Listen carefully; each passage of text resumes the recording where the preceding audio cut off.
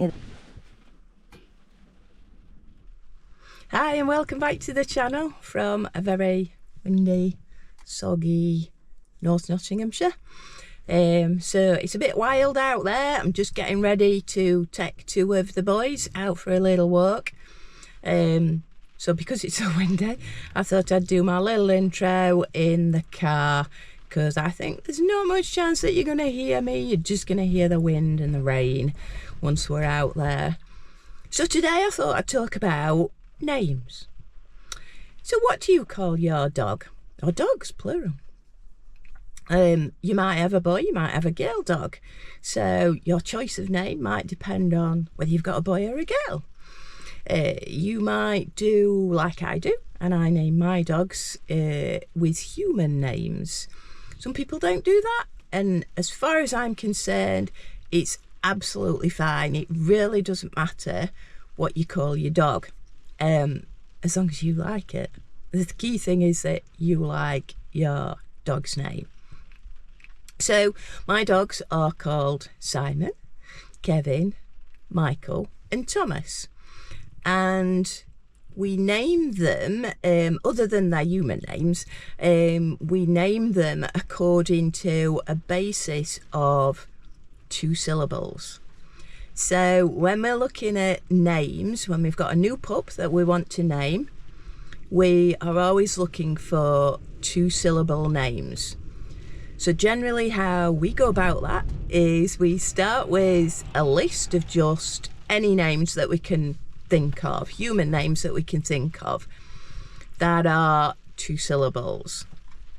So again, going back to my current dog's names, Simon, Kevin, Michael, Thomas, they're all 2 syllables, and that's very, very deliberate. So I choose 2-syllable names so that you can put some emphasis onto the second part should you need to. So the 2 syllables helps you to put some emphasis onto your dog's name as a way of helping you get your dog's attention if you need to. Obviously, if you don't need to, it's absolutely fine. You can whisper your dog's name. It's absolutely fine. But being able to put emphasis enables you to say your dog's name, frankly, without shouting. Lots of people, what they end up doing is they just shout at their dog. And the dog gets used to that and pays no attention.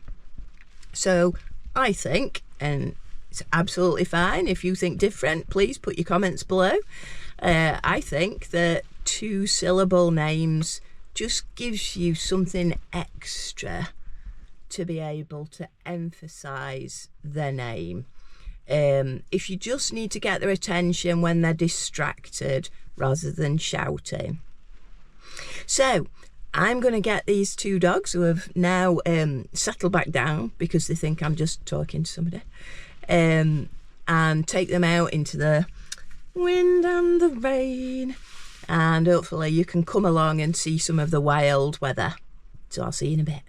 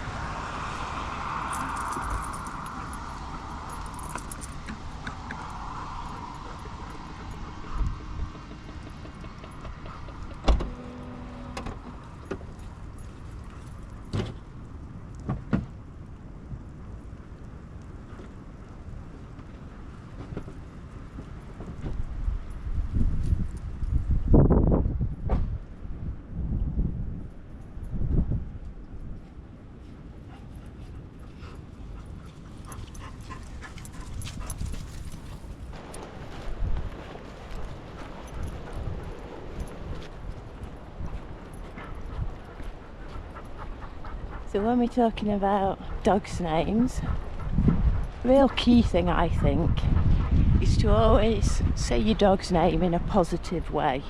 Never use your dog's name to tell your dog off. So if you want to have a really good recall, you've got to have your dog thinking very, very positively about its name.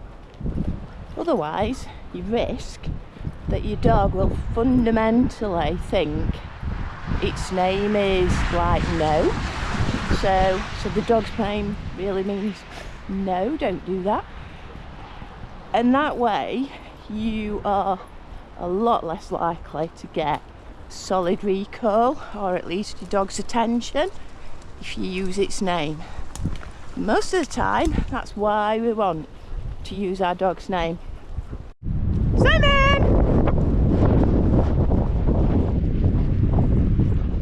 Good boy! Good boy! Good boy! Go on in. So there again, I called Simon. I know Kevin came back as well, but Kevin will always come back at any opportunity.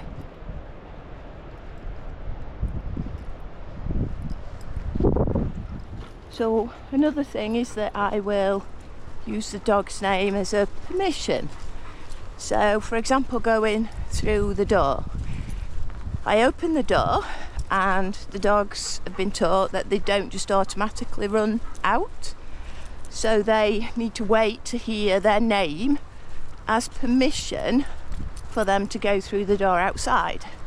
They know what we're doing, obviously they know that the door opening means that we're going out, but they wait for their name as permission. So just simply their name. So for example, if I just said Michael, Michael would then know that he can go out of the door, and the others will wait for their name.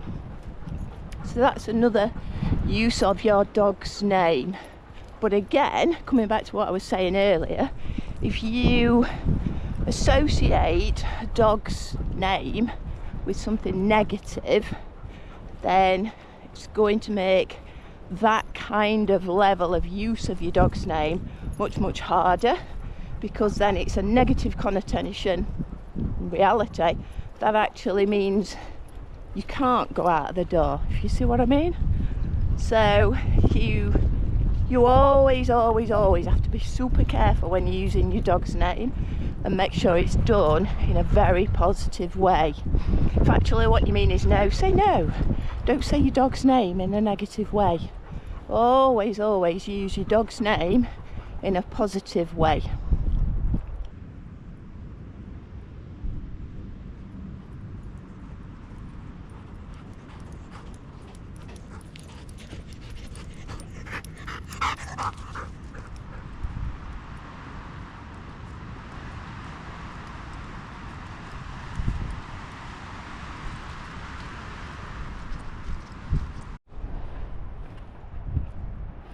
So here I've got two dogs sat, they're waiting to go off for their run.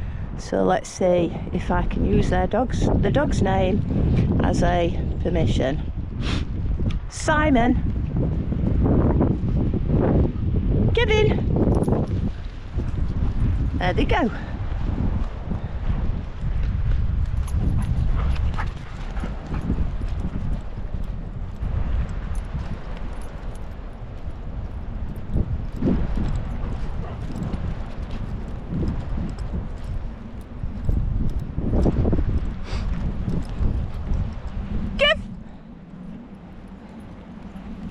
Yay, good boy, good boy, good boy. Go on in. So there I used Kevin's name, he came back, he got some fuss and sent him off again. So they're happy boys. So those of you that were taking notice of what I just said, I actually said Kev, not Kevin. So this is another thing that I think about having a dog's name with 2 syllables, that you can shorten it. So my name, Annette, I don't shorten. I guess you could say Anne, Annie, whatever. My mum used to call me Nettie. But Kev is his shortened version, and it just allows you to put a little bit more, how do you want to describe it, volume. So in that situation, it's a bit blowy today, just need to put a little bit more volume to the command. Obviously I could have used my whistle, but I was trying to explain about the name, so I just used Kev rather than Kevin. And again, you can have a number of names for your dog, and as long as you make sure that you repeat that often enough, your dog will learn it. Simon, he doesn't really have a shortened version. We don't call him Si or anything, so Simon's just Simon. But Kevin, obviously it is easy to shorten that to Kev, so he tends to get shortened. Michael tends to get shortened to Mike. Thomas, Tom, or Tommy.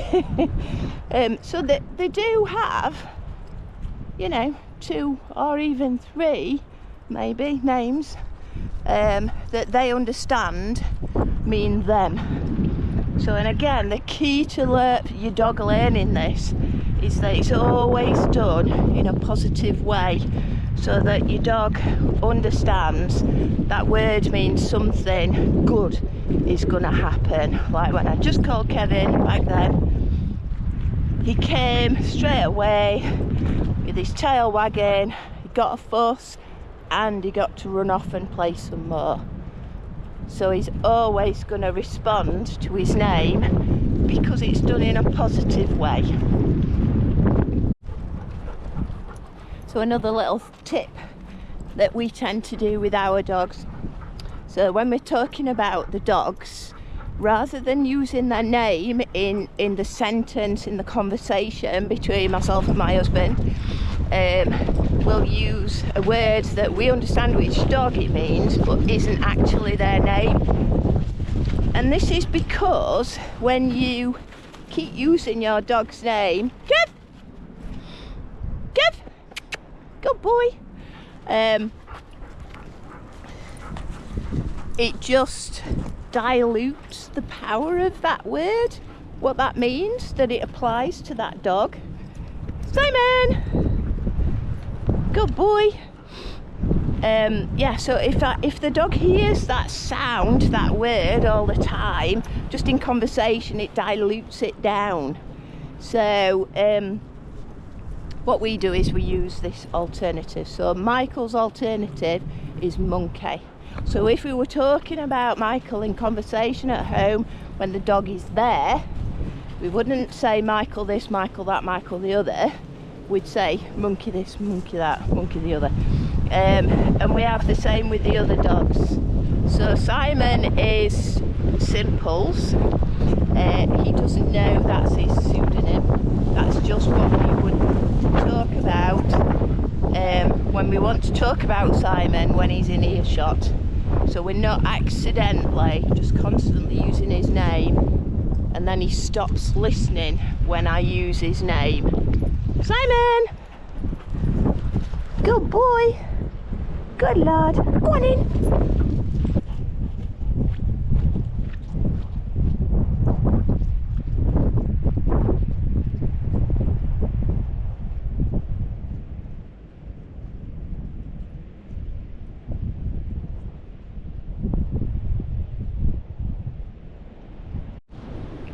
So I'm just hiding behind this gorse bush in some vain hope that you'll be able to hear me despite the wind. So the final thing I wanted to mention about names is if you have multiple dogs, so more than one dog, then you might want to consider having a collective term. So a name that applies to all of your dogs. Boys. Good boys. So the term that I choose to use for the collective of all of my dogs is boys, because they're boys. So when I want them all to do something, I will use that word rather than going through each name in turn. And that means it applies to all of them. So that might mean if they're all with me and I want them all to do something, so to go through a gate or whatever, then I would use that collective term. And again, just the same as the dog's specific name, you would want to, sorry, I'm just distracted by Kevin, just look at this. Nut job.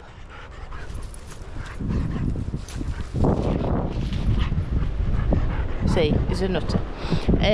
So if you want to teach your dog that, or dogs, that collective term, just like the dog's specific name, it has to be done in a very positive way. So your dog is not likely to learn it that well if it's done in a negative way. So don't apply it when you don't want your dogs to do things. Always apply it when you do want them to do something that they do want to do. That way your dog will learn it really quickly, really easily and really solidly, rather than not learning it because it's not in his interest. So I will just show you that quickly with the two dogs that I've got with me today. Just a second. Oh, I've got to get up. Boys. Boys. One. Boys.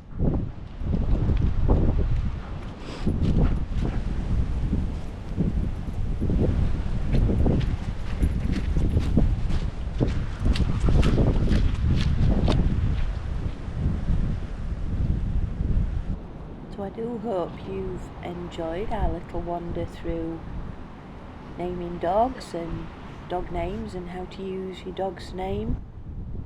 If you have any other ideas that you would like us to talk about, please do let me know.